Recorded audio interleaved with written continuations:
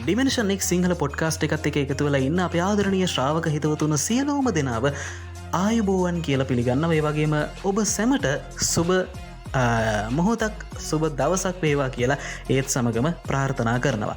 අද අපි කතා කරන්න සූදානම් වෙන්නේ බොහොම සුවිශේෂී මාතෘකාවක් පිළිබඳව විශේෂයෙන්ම අද මේ කරන ස්පෙෂල් එපිසෝඩ් එක වගේම එපිසෝඩ් එකක් අපේ චතුමින් සහෝදරය කරලා තිබ්බ මහා ඇලෙක්සැන්ඩර් කියන චරිතය පිළිබඳව. ඉතින් අන්නේ එපිසෝඩ් එකත් එක්කත් මේ අද අපි කතා කරන මාතෘකාව ගොඩාක් සම්බන්ධයි. මොකද ඒ එපිසෝඩ් එකේ කතා කරපු චරිතය වන මහා ඇලෙක්සැන්ඩර් කියන චරිතයත් එක්ක ඍජුවම සම්බන්ධ වන ඓතිහාසික චරිතයක් ගැන තමයි අද මේ එපිසෝඩ් එකකින් මම ඔබත් එක්ක තොරතුරු බෙදා හදා ගන්න සූදානම් වෙන්නේ. ඉතින් අද ඔබත් එක්ක මේ සාකච්ඡාව අරගෙන එන මම රෝසොන් දිලිසර.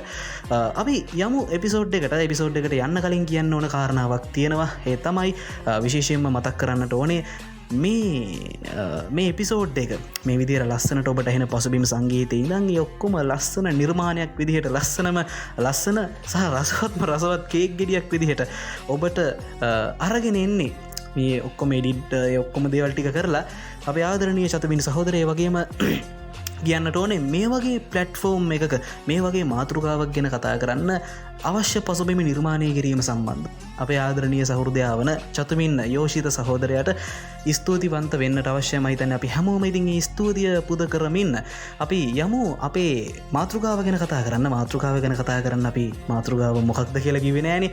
අද අපි කතා කරන්නේ ඉන්දියාවේ බොහොම ශ්‍රේෂ්ඨ පාලකයෙක් විදිහට වැජබිච්ච වචනම හිතන පැහැදිලි ඇති වෙන මුත් ඇහුන්නේ නේද? වැජබිච්ච චන්ද්‍රගුප්ත මෞර්ය අධිරාජ්‍යය පිළිබඳව. ඉතින් මේ චරිතය ගැන අනිවාර්යෙන් ඔබ අහලා තියෙන්නට ඕනේ. අසා නැති අයෙක් ඉන්න විදිහක් නැහැ. මොකද බොහොම ජනප්‍රිය චරිතයක්. බොහොම ඓතිහාසිකව වගේම සමාජීය වශයෙන්ුත් ආගමික වශයෙන්ුත් ආගමික වශයෙන් කියනවටත් වඩා අතරම ආගමික පැත්තට වඩා සංස්කෘතික වශයෙන් ඒ වගේම දේශපාලනික වශයෙන් සියල්ලටම වඩා වැදගත් වන චරිතයක් තමයි අද අපි මේ කතා කරන චන්ද්‍රගුප්ත මෞර්ය චරිතය. ඉතින් චන්ද්‍රගුප්ත මෞර්ය ගැන කතා කරනකොට ලාංකිකයන් විදිහට චන්ද්‍රගුප්ත මෞර්ය අපිට ගොඩක් වැදගත් වෙනවා. ඒකට හේතුව තමයි චන්ද්‍රගුප්ත මෞර්ය කියලා කියන්නේ අපේ රටට ගොඩාක් සම්බන්ධව කටයුතු කරපු පාලකයෙක් වන ධර්මාශෝක එහෙම නැත්නම් අශෝක අධිරාජ්‍යයාගේ සීයා අශෝක අධිරාජ්‍යයාගේ වංශය අපි දන්නවා මෞර්ය වංශය ආරම්භක පාලකයා තමයි චන්ද්‍රගුප්ත මෞර්ය කියලා කියන්නේ. ඉතින් එහෙනම් අපි යමු එපිසෝඩ් එකට. අපි යමු මේ චන්ද්‍රගුප්ත මෞර්ය හැමෝම දන්න චන්ද්‍රගුප්ත මෞර්ය ගැන ගොඩක් අය නොදන්න තොරතුරු ගොඩක් කතා කරන්න සූදානම් වෙනවා අද එපිසෝඩ් එකේදී. එහෙනම් අනිවාර්යෙන්ම අවසාන මොහොත වෙනකන් අහන්න කියලා ඔබෙන් ඉල්ලනවා. එහෙනම් අපි යමු එපිසෝඩ් එකට.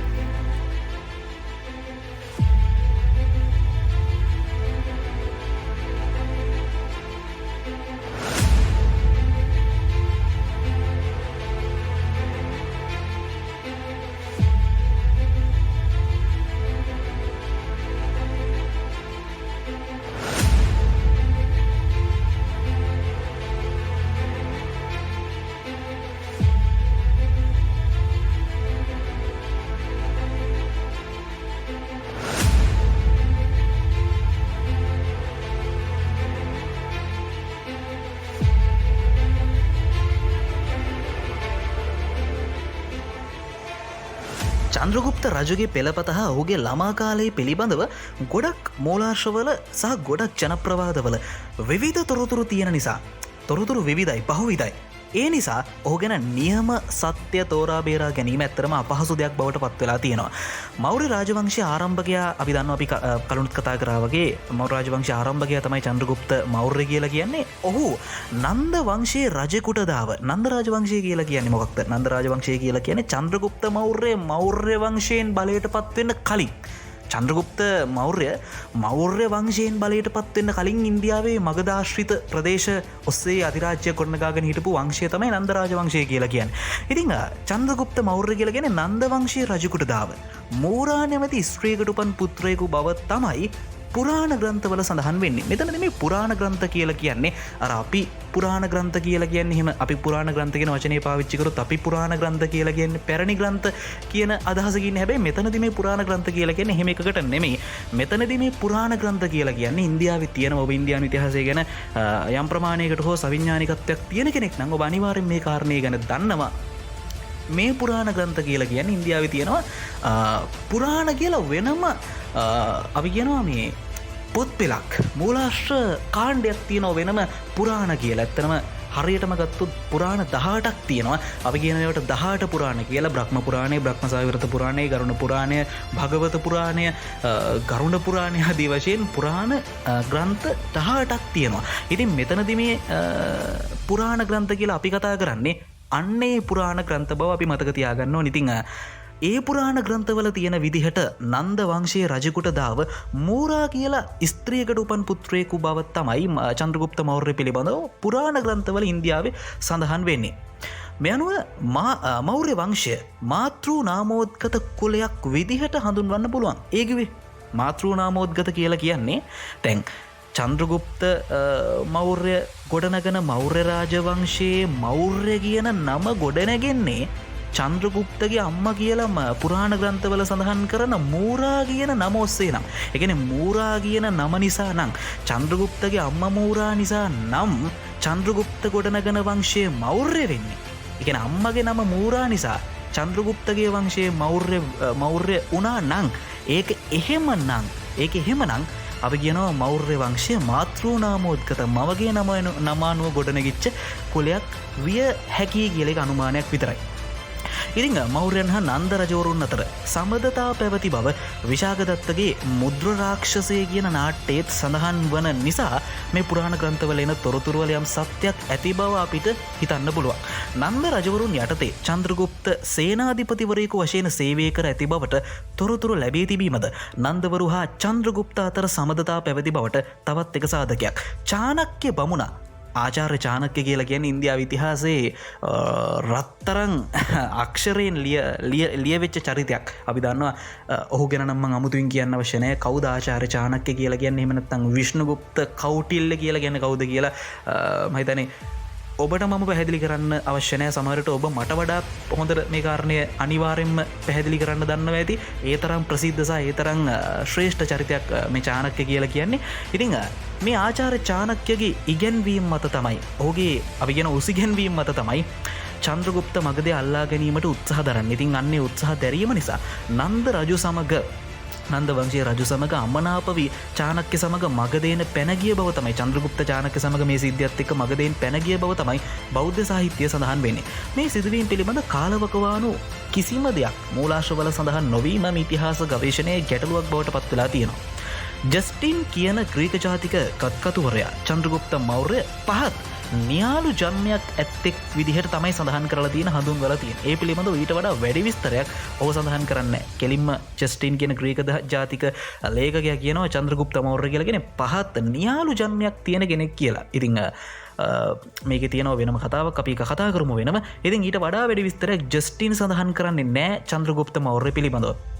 බෞද්ධ ග්‍රන්ථවල චන්ද්‍රගුප්ත ඇතුළු මෞර්ය රජ පරපුර ක්ෂත්‍රීය වංශිකයන් බව තමයි සඳහන් වෙන්නේ. දීඝ නිකායට අනුව අපි දන්නවා ත්‍රිපිටකයේ තියෙනවා නිකාය ගණනාවක්. දීඝ නිකාය, අංගුත්තර නිකාය ආදී වශයෙන්, දීඝ නිකාය, අංගුත්තර නිකාය, කුද්දක නිකාය ආදී වශයෙන් අපි දන්නවා නිකාය ප්‍රධාන වශයෙන් පහක් තියෙනවානේ. ඒ අතර දීඝ නිකායට අනුව, ත්‍රිපිටකයේ දීඝ නිකායට අනුව චන්ද්‍රගුප්ත රජු පිප්පලී වනයේ මෞර්යයන්ගෙන් පැවතෙන පිරිසකගෙන් පැවතෙන කෙනෙක්. දීඝ නිකායට අනුව චන්ද්‍රගුප්ත රජු කියලා කියන්නේ පිප්පලී වනයේ මෞර්යයන්ගෙන් පැවතෙන කෙනෙක්. පිප්පලී වනයේ මෞර්යෝ ක්ෂත්‍රීය වංශිකයන් බව මහා පරිනිබ්බාන සූත්‍රයේ සඳහන් වෙනවා. ජෛන මූලාශ්‍රවල මෞර්ය පෝෂක නම් ගම්පතියෙක්ට දාව චන්ද්‍රගුප්ත උපත ලබා ඇති බව සඳහන් වෙනවා. ජෛන මූලාශ්‍රවලට අනුව මෞර්ය පෝෂක කියලා ගම්පතියෙක්ට දාව තමයි චන්ද්‍රගුප්ත උපත ලබලා තියෙන්නේ. ඉතින් අර ඔබට මම මුලදී කිව්වා වගේ ඔබට මතක ඇති විවිධ මූලාශ්‍රවල විවිධ ජනප්‍රවාදවලදී එක එක කතා. ඉතින් හරි එකක් නිශ්චිතව අඳුරගන්න අමාරුයි.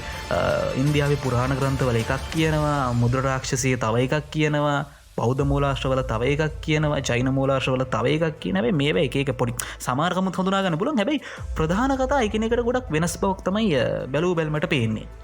බෞද්ධ මූලාශ්‍රවලට අනුව චන්ද්‍රගුප්තගේ පියා දේශසීම අරගලයකින් මියගිය අතර ඔහුගේ මව සතුරන්ගෙන් ආරක්ෂා වීම සඳහා පාටලිපුත්‍ර නගරය අසල ප්‍රදේශයකට පලා ගිහිල්ලා තියෙනවා.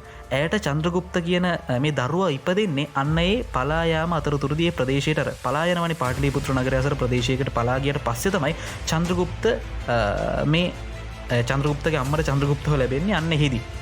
මේ කුඩා බිලිඳා මුලින්ම ගොපල්ලෙකුගේ නිවසගත් ඊට පස්සේ දඩයංකාරයෙකුගේ සමීපේත් ඇති දැඩි වෙනවා. කුඩා කාලයේදීම නායකත්ව ලක්ෂණ පෙන්නුම් කරපු චන්ද්‍රගුප්ත චානක්‍ය හෙවත් කෞටිල්‍ය බමුණාට මුණගැසීමෙන් පස්සේ ඇතරම ඔහුගේ ඉරණම සම්පූර්ණයෙන්ම වෙනස් වෙනවා.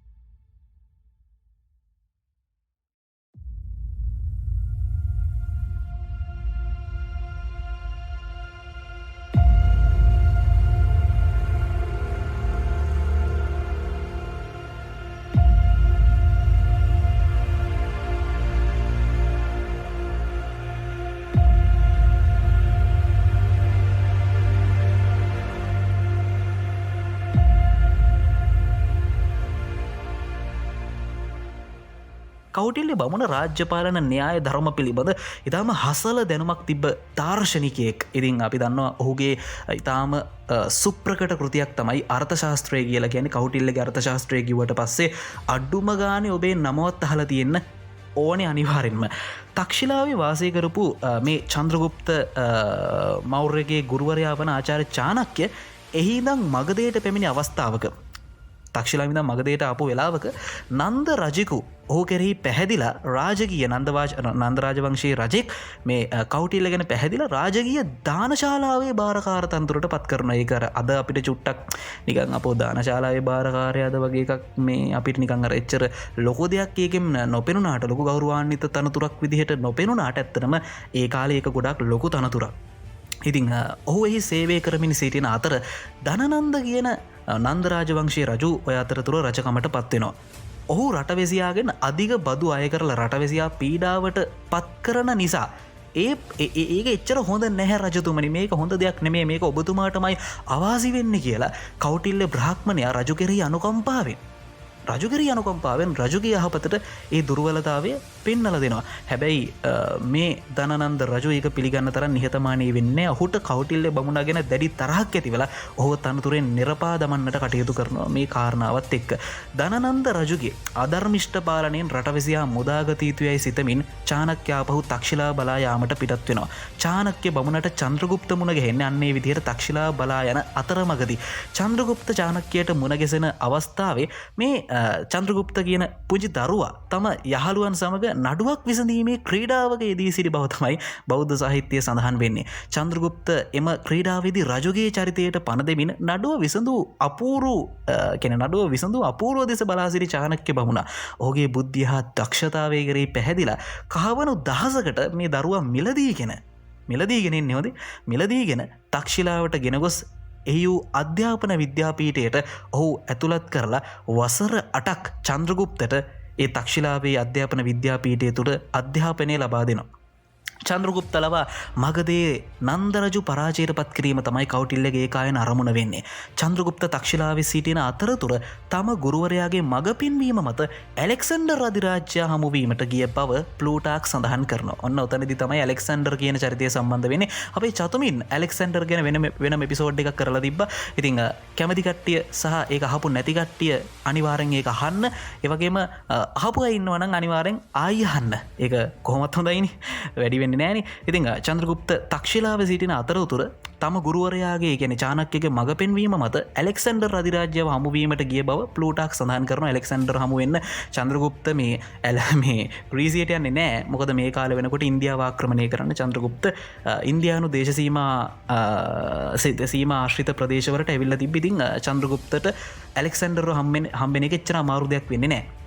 ග්‍රීක මූලාශ්‍රවල චන්ද්‍රගුප්තව හඳුන්වලා තියෙන්නේ ග්‍රීක මූලාශ්‍රවල චන්ද්‍රගුප්තව හඳුන්වලා තියෙන්නේ සන්ද්‍රකොට්ටූස් කියලා. සන්ද්‍රකොට්ටූස් මහිතන පැහැදිලි ඇති වචනේ සන්ද්‍ර කොට්ටුස් ඇලෙක්සන්ඩර් රජු හමුවීමට පැමිණ නැගෙනහිර ඉන්දියාවේ ජනතාව ධනනන්ද රජු කෙරෙහි අප්‍රසාදයෙන් සිටින බැවින් එම රජුට විරුද්ධව ඇලෙක්සන්ඩර් රජුට උදව් කිරීමට ජනතාව කැමැත්තෙන් සිටින බව පැවසුවේය කියලා ප්ලූටාක් කියන ග්‍රීක ලේඛකයා සඳහන් කරලා තියෙනවා. ඇලෙක්සන්ඩර් රජු සන්ද්‍ර කොට්ටුස් තරුණයා කෙරෙහි පැහැදී සිටි අතර දිනක් මොහු ඇලෙක්සන්ඩර් රජු ඉදිරියේදී කළ කරුසරු නැති කතාවක් නිසා ඊට කෝප වූ ග්‍රීක අධිරාජ්‍යයා ඔහු මරා දමන්නට නියම කළ බව ජස්ටින් කියන ඉතිහාසඥයා සඳහන් කරලා තියෙනවා. ඇත්තෙන්ම මෙහිදී සිද්ධ වෙලා තියෙන්නේ චන්ද්‍රගුප්තගේ එඩිතරකම දුටු ඇලෙක්සැන්ඩර් අනාගතයේදී ඔහු තමන්ට තර්ජනයක් වේ කියලා හිතලා චන්ද්‍රගුප්ත විනාශ කර දැමීමට උපක්‍රමයක් යෙදීම බව තමයි ඉන්දියානු ඉතිහාසඥයෝ පෙන්වලා දෙන්නේ. මරණයට නියම වූ චන්ද්‍රගුප්ත උපායක් මගින් ග්‍රීක සෙබළුන්ගෙන් මිදී තම ගුරුවරයාත් සමග වින්ධ්‍යා කඳුකරයට පැන ගිය බව තමයි සඳහන් වෙන්නේ. වින්ධ්‍යා කඳුකරයේදී චාණක්‍ය බමුණගේද උදව් ඇතුව හමුදා බලයනයක් සකස් කර ගැනීමට චන්ද්‍රගුප්තට හැකියාව ලැබුණා. වින්ධ්‍යා කඳුකරය තියෙන්නේ උතුරු ඉන්දියාවෙන් දකුණට වෙන. උතුරු ඉන්දියාව නෙමේ දකුණු ඉන්දියානු ප්‍රදේශ ආශ්‍රිතව තමයි. කියන්නේ දකුණු ඉන්දියාවේ සීමාව තමයි වින්ධ්‍යා කඳුකරය කියලා. කියන්නේ ඉතින් වින්ධ්‍යා කඳුකරයට යන චාණක්‍ය බමුණා සහ මේ චන්ද්‍රගුප්ත චාණක්‍ය බමුණගේ උදව් ඇතුව චන්ද්‍රගුප්ත හමුදා බලයනයක් සකස් කර ගන්නවා. චාණක්‍ය සහ චන්ද්‍රගුප්ත දෙන්නම වින්ධ්‍යා කඳුකරයට ගිහිල්ලා එහිදී හමුදා බලයනයක් සකස් කර ගන්නවා.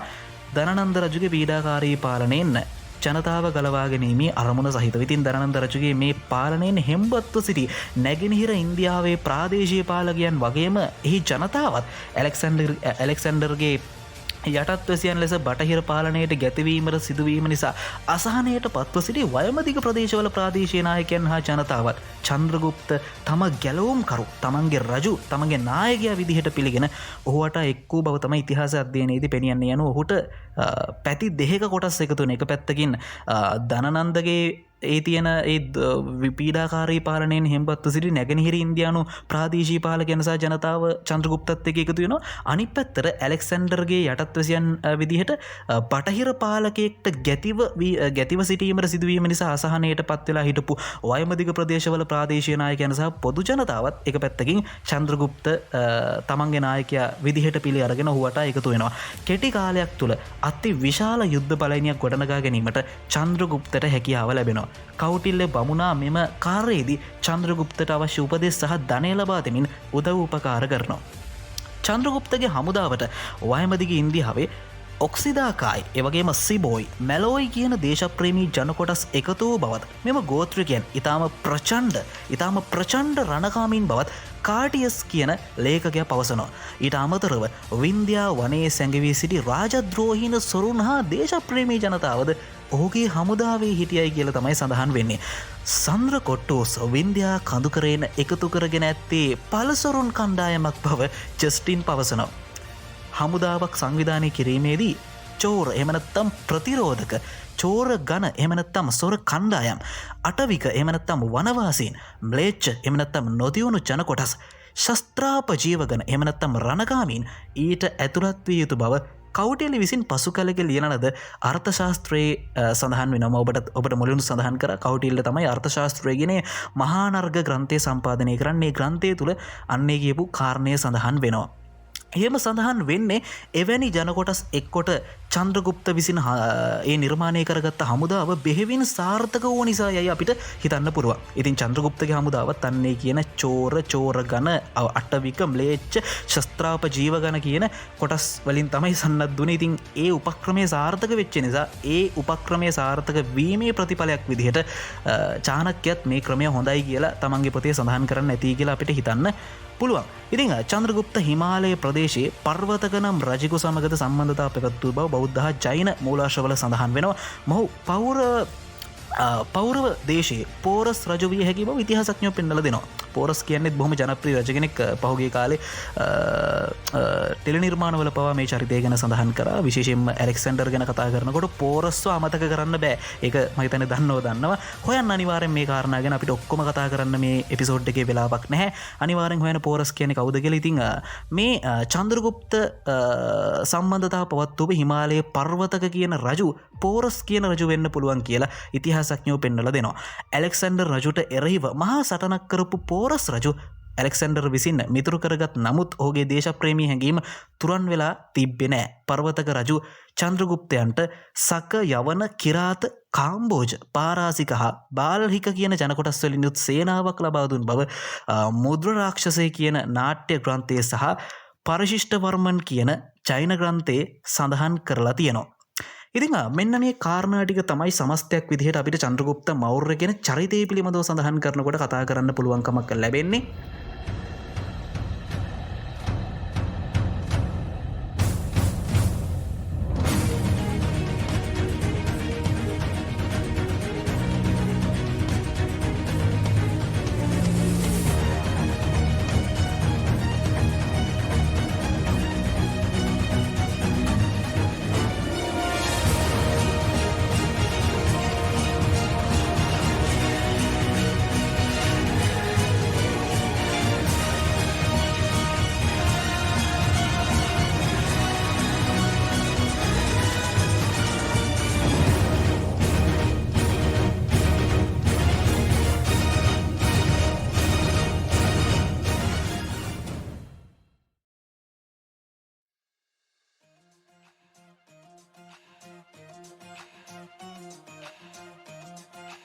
ඉතින් ඇත්තරම මේ චරිතය මීට වඩා බොහෝසයින් කතා කරන්න පුළුවන් චරිතයක්. ඉතින් අපිට ලොකු එපිසෝඩ් එකක් මේකට වැය කරන්න අමාරු නිසා තමයි අමාරු කියන්නේ. ඇත්තරම ඒක මේ අපි කරනවට වඩා මහිතන්නේ හොඳයි ඔබ විසින්ම මේ චරිතය ගැන හොයන එක. මොකද ඉතිහාසයේ පිළිබඳ දැනුම ඉතාම වැදගත්. අද ලෝකයේ දැනුම මත පදනම් වෙච්ච ලෝකයක්. ඉතින් කවදාවත් කිසිම දැනුමක් අපත යන්නේ නැහැ. ඒ නිසා අනිවාර්යෙන්ම මේ චරිතය ගැන අද අපි කතා කරලා ඔබට ඉස්මතු කරලා දුන්න මෙන්න මෙහෙම චරිතයක් හිටියා. ඔබ දන්නව හිටියයි කියලා මං කියන්නේ.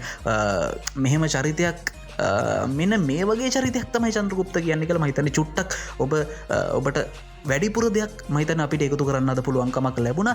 ඉතින් චන්ද්‍රගුප්ත මෞර්ය ගැන අනිවාර්යෙන් හොයන්න මේ කියපු කාරණා ටික විශේෂයෙන්ම අපිට ඔබ වෙත ගොනු කරලා මේ විදිහට sannivedanaya කරන්න ලොකු උදව්වක් වුණා ටී.බී. ඒකනායක මහත්මයාගේ ඉන්දියානු ඉතිහාසයේ ග්‍රන්ථය. ඉතින් ඒක ඊටාම ගෞරවයෙන් මතක් කරනවා මේ වෙලාවේ. ඉතින් විශේෂයෙන්ම මතක් කරනව නැවතවතාවක් මේ වගේ අපි මේ වගේ එපිසෝඩ්ස් ඉස්සරහට අරගෙන එන්න බලාපොරොත්තු වෙනවා. ඒ වගේම අපේ සුපුරුදු වැඩසටහන් චතමින් සහ මම එකතු වෙලා කරන සාකච්ඡා, ඒ වගේම අපේ ආරාධිත අමුත්තන්ව අපි ගෙන්නලා කරන සාකච්ඡා. ඉතින් ඒ වගේ සාකච්ඡා ස්වරූපයේ වැඩසටහන් එපිසෝඩ් ගණනාවක් ඉස්සරහට අපි සංවිධානය කරලා තියෙනවා. ඒ වගේම මේ ජනවාරි අවසානයේ අපේ වසරක සංවත්සරය යෙදෙනවා අපේ ඩිමෙන්ෂන් එක් සිංහල පොඩ්කාස්ට් එකේ. ඉතින් ඒකටත් අපි පොඩි වැඩසටහනක් සංවිධානය කරලා තියෙනවා. ඒක අපි දැම්ම කියන්නේ අපි ඒක ඒ වැඩසටහනින්ම ඔබත් එක්ක සාකච්ඡා කරන්නම්. හරි. ඉතින් මෙන්න මේ කාරණා ටික තමයි කියන්න තියෙන්නේ. ඉතින් විශේෂයෙන්ම නැවත ස්තුතිවන්ත වෙනවා. මේ විශේෂයෙන්ම කියන්න ඕනේ චතුමින් මේ විදිහට එපිසෝඩ් එකක් කරමුයි කියලා මට කාලයකින් තිස්සේ කිව්වා. ඉතින් චතමින් කළා තිබ්බ ඇලෙක්සැන්ඩර් ගැන, මහා ඇලෙක්සැන්ඩර් අධිරාජ්‍යය ගැන මම ඔබට කලින් කිව්වාගේ. ඉතින් චතමින් යෝජනා කරා චන්ද්‍රගුප්ත මෞර්ය ගැන කරන්න කියලා. ඉතින් මම මුලදී තුවා මේ විහිළුවට කියනවත් දන්නෙත් නැහැ කියලා. පස්සේ තමයි මේ දැනගත්තේ මේ ඇත්තරම කියලා තියෙන කියලා. ඉතින් අද ඔන්න මට කරන්න අවස්ථාවක් ලැබුණා. මම හිතනවා ඔබට යම් කිසි දල අදහසක් මේ චන්ද්‍රගුප්ත කියන චරිතය පිළිබඳව වෙන්නට ඇති කියලා. ඒ වගේම මතක් කරන්න ඕනේ මේ සමස්ත චන්ද්‍රගුප්ත චරිතාවධානය නෙමෙයි හොඳේ. මේ බොහොම සුළු පොඩි කොටසක් තමයි ඔබ වෙත අරගෙන ආවේ. විශේෂයෙන්ම අවශ්‍ය වෙන්නේ ඔබට මේ පිළිබඳව ආසාවක් ඇති කරලා මේ චරිතය ගැන තව හොයන්න, ඔබ උනන්දු කිරීම, ඔබ මොටිවේට් කිරීම මගේ පුද්ගලික මගේ බලාපොරොත්තු. ඉතින් අනිවාර්යෙන් මේ චරිතය ගැන හොයන්න. මේ චරිතය ගැන හොයනකොට ඔබට චන්ද්‍රගුප්ත ගැන විතරක් නෙමෙයි ඉන්දියානුවේ ආශ්‍රිත සමකාලීන ඉතිහාසය තවත් ගොඩාක් දේවල් ඔබට හොයාගන්න පුළුවන් වේවි. ඔබේ දැනුමට එකතු කරගන්න පුළුවන්කමක් ලැබේවි. ඉතින් දැනුම බලය වේ කියන එක හැමතිස්සෙම මතක තියාගෙන මේ අලුත් අවුරුද්දේ බොහොම හොඳ ගමනක් ඔබට යන්න ලැබෙන්න කියලා ප්‍රාර්ථනා කරනවා. එහෙනම් මේ එපිසෝඩ් එකෙන් සමුගන්නවා මම රෝසොන් දිල්සර. සියලු දෙනාට ජයග්‍රාහී දවසක්, ජයග්‍රාහී වසරක්. ජය වේවා.